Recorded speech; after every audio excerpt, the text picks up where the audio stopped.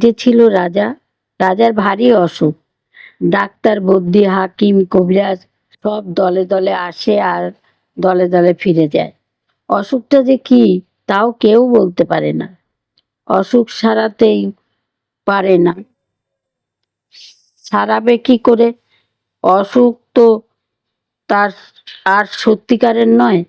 রাজামশাই কেবলই বলেন, ভারী অসুখ, কিন্তু কোথায় সে অসুখ তার কেউ খুঁজে পায় না।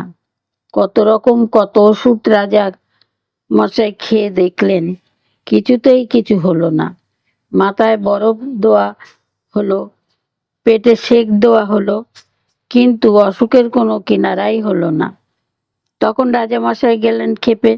তিনি বললেন, দূর করে দাও এই অপদার্থগুলোকে, আর ওদের প্রতিপত্র যা আছে সব কিছু সব ছেড়ে কেড়ে নিয়ে জ্বালিয়ে দাও। এমনি করে চিকিৎসকরা বিদায় হলেন। ভয়ে আর কেউ রাজার বাড়ির দিকে যায় না। তখন সকলের ভাবনা হলো, তাই তো, শেষটাই কি রাজা মশাই বিনা চিকিৎসায় মারা যাবেন? এমন সময় কোথা থেকে এক সন্ন্যাসী এসে বলল, অসুখ অসুখ সারাবার উপায় আমি জানি, কিন্তু সে ভারী শক্ত। তোমরা কি সেসব করতে পারবে? মন্ত্রী, কোটাল, সেনাপতি, পাত্রমিত্র সবাই বলল, কেন পারবো না, খুব পারবো। জানো, জ্ঞান দিতে হয়, জানো, জ্ঞান না, জান দিতে হয়, জান দেব। তখন সন্ন্যাসী বলল, প্রথমে এমন একটি লোক খুঁজে আনো যার মনে কোনো ভাবনা নেই, যার মুখে হাসি লেগেই আছে, সে সব সময় সব অবস্থাতেই খুশি থাকে। সবাই বলল, তারপর? সন্ন্যাসী বলল, তারপর সেই লোকের গায়ের জামা যদি রাজামশাইয়ের একটা দিন পরে থাকেন, তা আর সেই লোকের তোষকে যদি এক ব্যক্তি ঘুমিয়ে থাকেন, এক রাত্রি ঘুমিয়ে থাকেন, তাহলে সব অসুখ সেরে যাবে। সবাই শুনে বলল, এ তো চমৎকার কথা। তাড়াতাড়ি রাজামশাইয়ের কাছে খবর গেল। তিনি শুনে বললেন, আরে, এই সহজ উপায়টা থাকতে এতদিন সবাই মিলে করছিলি কি? একটা কারো মাথা আসেনি? যাও, এখনই খোঁজ করে সেই হাসিওয়ালা লোকটার জানা এক তোষক নিয়ে এসো। চারিদিকে লোক ছুটল। রাজ্যময় খোঁজ খোঁজ। বর বর পড়ে গেল, রব পড়ে গেল, কিন্তু সে লোকের আর সন্ধান পাওয়া যায় না। সে যায় সেই ফিরে আসে, যে যায় সেই ফিরে আসে আর বলে, যার দুঃখ নেই, ভাবনা নেই, সর্বদাই হাসি মুখ, সর্বদাই খুশি মেজাজ, কই তেমন লোকের তো দেখা পাওয়া গেল না। সবাই মুখে একই কথা বলে। তখন মন্ত্রী মশাই রেগে বললেন, ওদের দিয়ে কি কোনো কাজ হয়? এ মূর্খের খুঁজতেই জানে না,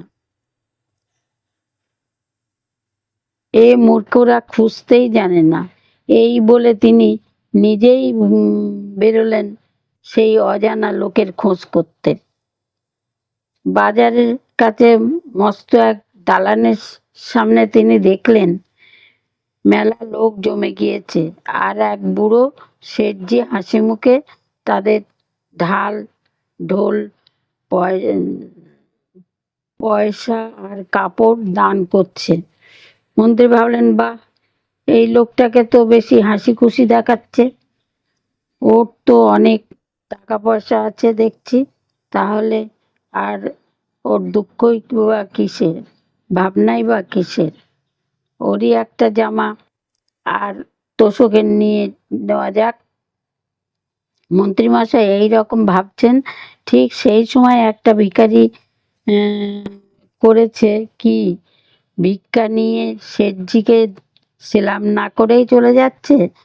আর শেঠজি রাগ দেখে তিনি ভিখারিকে গাল দিয়ে জুতো মেরে তার ভিক্ষা কেড়ে তাকে তাড়িয়ে দিলেন। ব্যাপারটা দেখে মন্ত্রী মশাই মাথা নেড়ে সেখান থেকে সরে পড়লেন।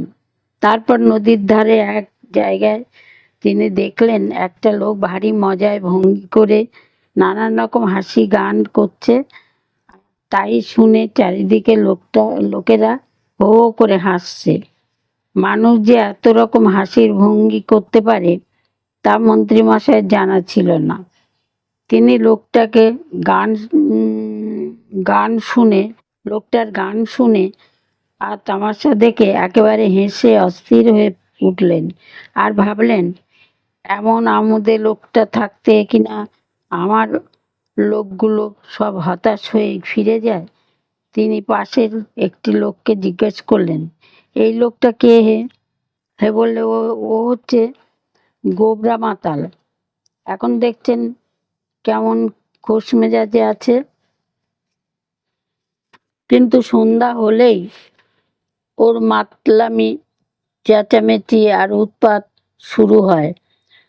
ওর ভয়ে পাড়ার লোক তিষ্ঠতে পারে না।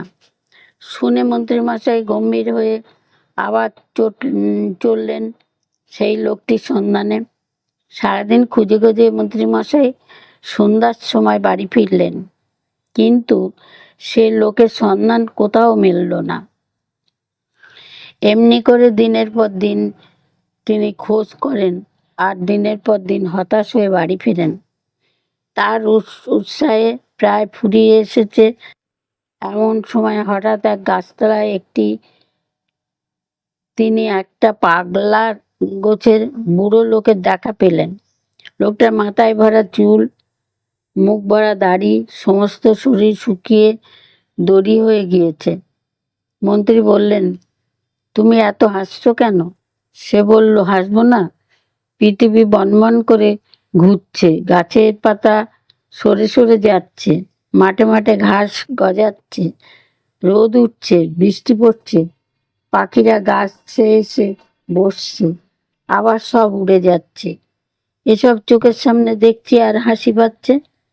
মন্ত্রী বললেন, তা না হয় বুঝলাম, কিন্তু শুধু বসে বসে হাসলে তো আর মানুষের দিন চলে না। তোমার কি আর কোনো কাজকর্ম নেই? ফকির বলল, তা কেন থাকবে না? সকালবেলা নদীতে যাই, সেখানে স্নান টান সেরে লোকজনের যাওয়া আসা, কথাবার্তা, এইসব তামাশা দেখে আবার গাছতলায় এসে বসি। তারপর যেদিন খাওয়া জোটে খাই, যেদিন জোটে না খাই না। যখন বেড়াতে ইচ্ছা হয় বেড়াই, যখন ঘুম পায় তখন ঘুমাই। কোনো ভাবনা চিন্তা হট্টগোল কিছুই নেই, ভারী মজা। মন্ত্রী খানিক মাথা চুলকে বললেন, যেদিন খাওয়া দাওয়া পাও না সেদিন কি করো? ফকির বলল, সেদিন তো কোনো ঠেলাই নেই, চুপচাপ পড়ে থাকি আর এই সব তামাশা দেখি। বরং যেদিন খাওয়া হয় সেদিন হাঙ্গামা বেশি। ভাত মাখরে, গ্রাস লোড়ে, মুখের মধ্যে ঢোকা ওড়ে, চিরতরের গেলোরে চিবতরের গেলোরে, তারপর জল খাওরে, আচাওরে, হাত মুখ ধোরে, কত রকম কাণ্ড। মন্ত্রী দেখলেন এতদিনে ঠিক মতন লোক পাওয়া গিয়েছে। তিনি বললেন, তোমার গায়ের একখানা জামা দিতে পারো? তার জন্য তুমি যত ইচ্ছা দাম নাও, আমরা দিতে প্রস্তুত আছি। শুনে লোকটা হো হো করে হাসতে লাগলো, বলল, আমার বাবা জামা? এই সেদিন একটি লোক একটি শাল দিয়েছিল, তাও তো ছাই ভিখারিকে দিয়ে ফেললাম। জামাটা আমার ধারি না কোনোদিন। মন্ত্রী বলেন, তাহলে তো মহা মুশকিল। যদি বা একটা লোক পাওয়া গেল, তারও আবার জামা নাই। আচ্ছা, তোমার বিছানার তোষকটা দিতে পারবে? কত দাম চাও বলো, আমরা টাকা ঢেলে দিচ্ছি। এবারে ফকির হাসতে হাসতে মাটিতে লুটিয়ে পড়ল। তার হাসি আর থামে না। অনেকক্ষণ হেসে তারপর সে বলল, 40 বছর বিছানায় চোখ দেখলাম না, তা আবার তোষক আর গদি। মন্ত্রীরাই বড় বড় চোখ করে বললেন, জামাও গায়ে দাও না, লেপ কম্বল বিছানাও সঙ্গে রাখো না, তোমার কি অসুখ করে না ছাই?